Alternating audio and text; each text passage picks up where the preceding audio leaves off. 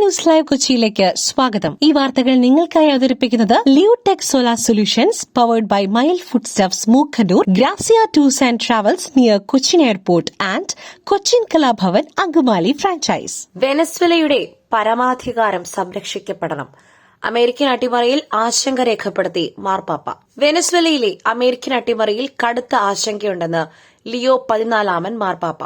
വെനസ്വേലയൻ ജനതയുടെ നന്മ സംരക്ഷിക്കപ്പെടണമെന്നും രാഷ്ട്രത്തിന്റെ പരമാധികാരം സംരക്ഷിക്കപ്പെടണമെന്നും മാർപ്പാപ്പ പറഞ്ഞു.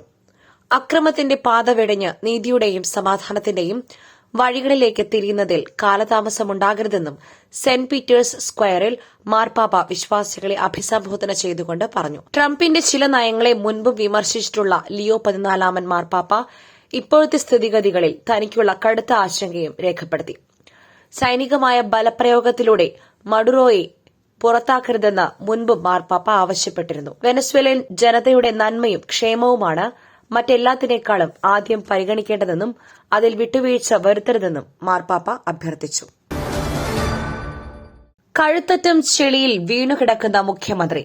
പ്രതിപക്ഷ നേതാവിന്റെ ഷർട്ടിൽ കൂടി അല്പം ചെളി തെറിപ്പിക്കാമെന്നാണ് വിചാരിക്കുന്നത് വി ഡി സതീശന് പിന്തുണയുമായി ടി സിദ്ദിഖ്. പ്രതിപക്ഷ നേതാവ് വി ഡി സതീശനെതിരായ പുനർജനി കേസിൽ പ്രതികരിച്ച ടി സിദ്ദിഖ് എംഎൽഎ താൻ കഴുത്തറ്റം ചെളിയിൽ വീണുകിടക്കുകയാണ്, എന്നാൽ പ്രതിപക്ഷ നേതാവിന്റെ ഷർട്ടിൽ കൂടി അല്പം ചെളി തെറിപ്പിക്കാം എന്നാണ് കേരളത്തിന്റെ മുഖ്യമന്ത്രി വിചാരിക്കുന്നതെന്ന് ടി സിദ്ദിഖ് ഫേസ്ബുക്കിൽ കുറിച്ചു. അതേസമയം അഴിമതി നിരോധന നിയമപ്രകാരമുള്ള കേസ് വി ഡി സതീശനെതിരെ എടുക്കുവാൻ മതിയായ തെളിവില്ലെന്നാണ് വിജിലൻസ് റിപ്പോർട്ടിൽ പറയുന്നത്. കഴിഞ്ഞ വർഷം സെപ്റ്റംബറിലാണ് ഡിഐജി കാർത്തിക് റിപ്പോർട്ട് നൽകിയത്. പുനർജനി പദ്ധതിയുടെ പണം വി ഡി സതീശന്റെ അക്കൌണ്ടിലേക്ക് വന്നിട്ടില്ലെന്നാണ് റിപ്പോർട്ടിൽ പറയുന്നത്. അതൃപ്തി കോൺഗ്രസ് നേതൃക്യാമ്പിലും മറച്ചുവെക്കാതെ ദീപ്തി. കൊച്ചി മേയറെ തെരഞ്ഞെടുത്ത രീതിയെ രൂക്ഷമായി വിമർശിച്ചു. കൊച്ചി മേയർ പദവി കിട്ടാത്തതിലെ അതൃപ്തി കോൺഗ്രസ് നേതൃക്യാമ്പിലും മറച്ചുവെക്കാതെ ദീപ്തി മേരി വർഗീസ്. മേയർ തെരഞ്ഞെടുപ്പുമായി ബന്ധപ്പെട്ട ദീപ്തി നേതൃക്യാമ്പിൽ വിമർശനമുന്നയിച്ചു. 157 പേരാണ് ക്യാമ്പിൽ പങ്കെടുക്കുന്നത്. എല്ലാവർക്കും സംസാരിക്കുവാൻ അവസരം നൽകിക്കൊണ്ടാണ് 3 സോണുകളായി തിരിഞ്ഞ് ചർച്ചകൾ നടത്തുന്നത്. മധ്യ കേരളത്തിലെ ജില്ലകൾ ഉൾപ്പെടുന്ന സോണൽ മീറ്റിംഗിലാണ് കൊച്ചി മേയർ തെരഞ്ഞെടുപ്പുമായി ബന്ധപ്പെട്ട വിമർശനം ദീപ്തി മേരി വർഗീസ് ഉന്നയിച്ചത്.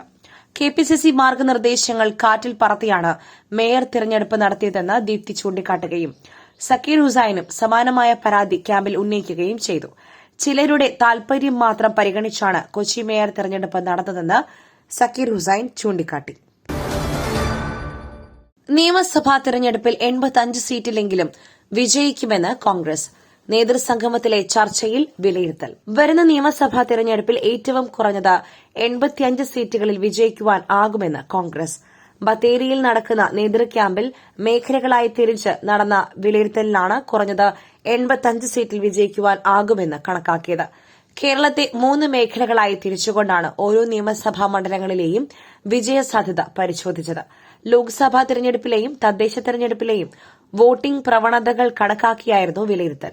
മധ്യ കേരളത്തിലും തെക്കൻ കേരളത്തിലും നല്ല മുന്നേറ്റം നടത്തി ഭരണം പിടിക്കുവാനാകും എന്നാണ് വിലയിരുത്തൽ. മലപ്പുറം, തൃശൂർ, എറണാകുളം, പാലക്കാട്, ഇടുക്കി ജില്ലകളടങ്ങുന്ന മധ്യ കേരളത്തിലെ 60 നിയമസഭാ മണ്ഡലങ്ങളിൽ 43 സീറ്റുകളിൽ വിജയിക്കുവാൻ ആകും എന്നാണ് കണക്ക്. മുട്ടിൽ മരമുറി വാർത്താ വിലക്ക്. റിപ്പോർട്ടർ ടിവിക്ക് ബംഗളൂരു കോടതിയുടെ രൂക്ഷ വിമർശനം. ഉത്തരവിലെ വസ്തുതകൾ മറച്ചുവച്ചത് ദുരുദ്ദേശപരം. മുട്ടിൽ മരമുറി കേസുമായി ബന്ധപ്പെട്ട വാർത്തകൾ വിലക്കണമെന്ന ഹർജി പിൻവലിച്ച റിപ്പോർട്ടർ ടിവിക്ക് Bengaluru city civil and sessions കോടതിയിൽ നിന്നും കേൾക്കേണ്ടി വന്നത് അതിരൂക്ഷ വിമർശനങ്ങൾ. കോടതിയുടെ ഉത്തരവിലെ വസ്തുതകൾ മറച്ചുവച്ചതും മനഃപൂർവ്വം വളച്ചൊടിച്ചതും ദുരുദ്ദേശപരമാണെന്നാണ് കോടതിയുടെ നിരീക്ഷണം. മതിയായ കാരണങ്ങളില്ലാതെ ഹർജി പിൻവലിച്ചതും കോടതിയുടെ സമയം പാഴാക്കിയതും കോടതി ഉത്തരവിനെ വളച്ചൊടിച്ച് തെറ്റായി ഉപയോഗിച്ചതിനും ഉൾപ്പെടെയാണ് കോടതി റിപ്പോർട്ടർ ടിവിയെ രൂക്ഷമായി വിമർശിച്ചത്. റിപ്പോർട്ടർ ടിവിക്ക് 10,000 രൂപ കോടതി പിഴ ചുമത്തുകയും ചെയ്തിരുന്നു. പുട്ടു രുചികരമാവണമെങ്കിൽ മയിലിന്റെ പുട്ടുപൊടി തന്നെ വേണം. അതിന് ചെമ്പാപ്പുട്ടാണെങ്കിലും അങ്ങനെ തന്നെ. മയിൽ റൈസ് ആൻഡ് ഫുഡ് പ്രൊഡക്ട്സ്, ശ്രേഷ്ഠം സമ്പുഷ്ടം. 2020 ലോകകപ്പിനായി ബംഗ്ലാദേശ് ടീം ഇന്ത്യയിലേക്കില്ല. നിലവിലെ സാഹചര്യങ്ങളിൽ ആശങ്കയെന്ന് വിശദീകരണം. 2020 ലോകകപ്പ് ഇന്ത്യയിൽ കളിക്കാനില്ലെന്ന് ബംഗ്ലാദേശ് ക്രിക്കറ്റ് ബോർഡ്. നിലവിലെ സാഹചര്യങ്ങളിൽ കടുത്ത ആശങ്കയുണ്ടെന്നും മത്സരം ശ്രീലങ്കയിലേക്ക് മാറ്റണം എന്നുമാണ് ബംഗ്ലാദേശിന്റെ ആവശ്യം. ബംഗ്ലാദേശ് പേസർ മുസ്തഫിസുർ റഹ്മാനെ BCCI ഇടപെടലിനെ തുടർന്ന് കൊൽക്കത്ത നൈറ്റ് റൈഡേഴ്സ് ടീമിൽ നിന്നും നീക്കം ചെയ്തതിന് പിന്നാലെയാണ് ഇന്ത്യയിൽ നിന്നും കളി മാറ്റണമെന്ന ആവശ്യവുമായി ബംഗ്ലാദേശ് രംഗത്തെത്തിയിരിക്കുന്നത്. ബംഗ്ലാദേശ് ക്രിക്കറ്റ് ബോർഡ് ഇത് സംബന്ധിച്ച് വാർത്താക്കുറിപ്പ് പുറത്തിറക്കി. ഡയറക്ടർ ബോർഡ് അംഗങ്ങളുടെ ഒരു അടിയന്തര യോഗത്തിന് ശേഷമാണ് ബംഗ്ലാദേശ് ക്രിക്കറ്റ് ബോർഡ് വാർത്താക്കുറിപ്പ് പുറത്തിറക്കിയത്. ബംഗ്ലാദേശിൽ ന്യൂനപക്ഷ വിഭാഗങ്ങൾക്കെതിരെ നടക്കുന്ന കടുത്ത അതിക്രമങ്ങളിൽ ഇന്ത്യ ശക്തമായ നിലപാട് സ്വീകരിക്കുകയും നയതന്ത്ര ബന്ധത്തിൽ ആശങ്കകൾ നിലനിൽക്കുകയും ചെയ്യുന്ന പശ്ചാത്തലത്തിലാണ് ബംഗ്ലാദേശ് ക്രിക്കറ്റ് ബോർഡിന്റെ ഈ നടപടി. മുസ്തഫിസുർ റഹ്മാനെ കൊൽക്കത്ത നൈറ്റ് റൈഡേഴ്സിൽ നിന്നും നീക്കാൻ രാജ്യത്തെ പല ഹിന്ദുത്വ സംഘടനകളും BCCIക്ക് മേൽ കടുത്ത സമ്മർദ്ദം ചെലുത്തിയതായി റിപ്പോർട്ടുകൾ ഉണ്ടായിരുന്നു. പരീക്ഷയിലെ ആദ്യ റാങ്കുകാർക്ക് ചോദ്യങ്ങൾ ചോർത്തി നൽകി.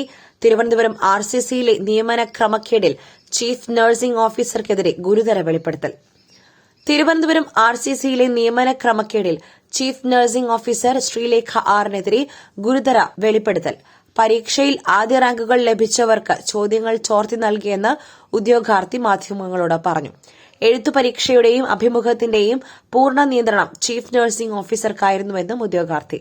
RCCയിലെ സ്റ്റാഫ് നഴ്സ് നിയമന നടപടിയിൽ സസ്പെൻഷൻ നടപടി നേരിടുന്ന ചീഫ് നഴ്സിംഗ് ഓഫീസർ ശ്രീലേഖ ആറിനെതിരെയാണ് ഉദ്യോഗാർത്ഥിയുടെ ഗുരുതര വെളിപ്പെടുത്തൽ. എഴുത്ത് അഭിമുഖ പരീക്ഷകളുടെ പൂർണ്ണ നിയന്ത്രണം ചീഫ് നഴ്സിംഗ് ഓഫീസർക്കായിരുന്നു. ഇന്റർവ്യൂ ബോർഡിൽ RCCക്ക് പുറത്തുള്ള ഒരാൾ വേണമെന്ന ചട്ടം പാലിക്കാതെയാണ് നടപടി. എഴുത്ത് പരീക്ഷയിലും അഭിമുഖത്തിലും എല്ലാ ചോദ്യങ്ങൾക്കും ശരിയായ മറുപടി നൽകി പ്രതീക്ഷയോടെ കാത്തിരുന്നെങ്കിലും റാങ്ക് പട്ടികയിൽ പിന്നിലേക്ക് പോയി. ചീഫ് നഴ്സിംഗ് ഓഫീസറുടെ സഹോദരിയുടെ മകളടക്കം ബന്ധുക്കൾക്കും അടുപ്പക്കാർക്കുമാണ് നിയമനം നൽകിയത്.